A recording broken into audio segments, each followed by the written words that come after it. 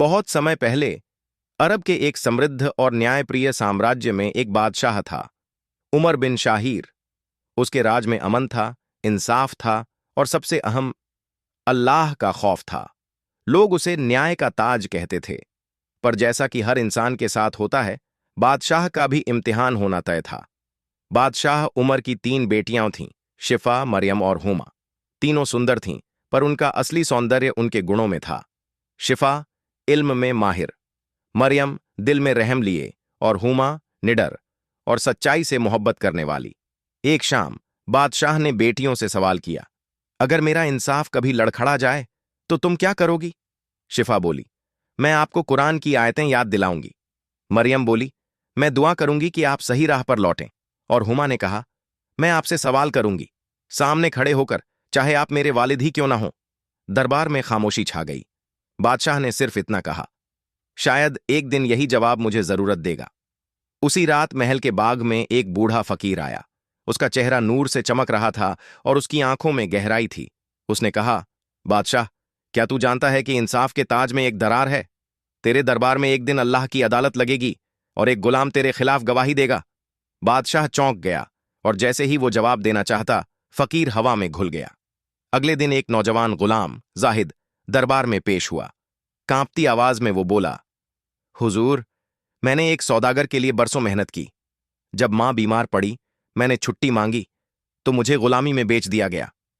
क्या इस्लाम में यही इंसाफ है? बादशाह ने काजी से पूछा, क्या इसका जवाब है आपके पास? काजी ने मुस्कराकर कहा, एक कहानी है हुजूर, शायद जवाब उसमें छुपा हो।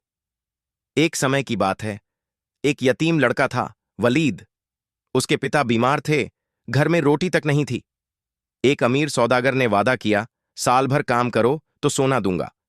वलीद ने दिन रात मेहनत की, लेकिन जब मां की मौत की खबर आई और वो घर जाना चाहता था, सौदागर ने कहा, तेरा कोई घर नहीं है, और उसे कैद कर लिया।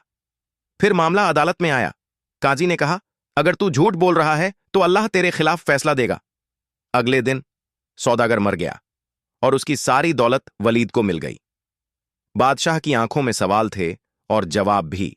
उसे समझ में आ चुका था, जाहिद और वलीद एक ही कहानी है, अलग नामों के साथ। उसने गुस्से में कहा, उस सौदागर को तुरंत पकड़ो और अदालत में लाओ। सौदागर बोला, मैंने जो किया वो शरीयत के मुताबिक था। तभी पर्दे के पीछे से एक आवाज आई, अगर शरीयत जुल्म की इजाजत देती है तो वो शरीयत नहीं, तुम्हारी चालाकी है। सभी ने मुड़कर देखा। हुमा खड़ी थी, आंखों में सच्चाई लिए। बादशाह ने आंखें झुका लीं। बादशाह उमर ने गुलाम जाहिद को आजाद किया। उसे नया घर, नौकरी और इज्जत दी गई। और फिर कहा, आज फकीर की बात सच हो गई। अल्लाह की अदालत यहीं लग गई थी, मेरे दरबार में। उसी रात उमर बिन शाहीर ने एक पुराना मुकुट निकाला और अपनी बेटी हुमा को पहनाते हुए कहा, बेटी, तू ही मेरी आंख है।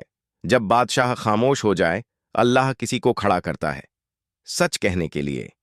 दरबार में सन्नाटा था, लेकिन अल्लाह की रजा गूंज रही थी।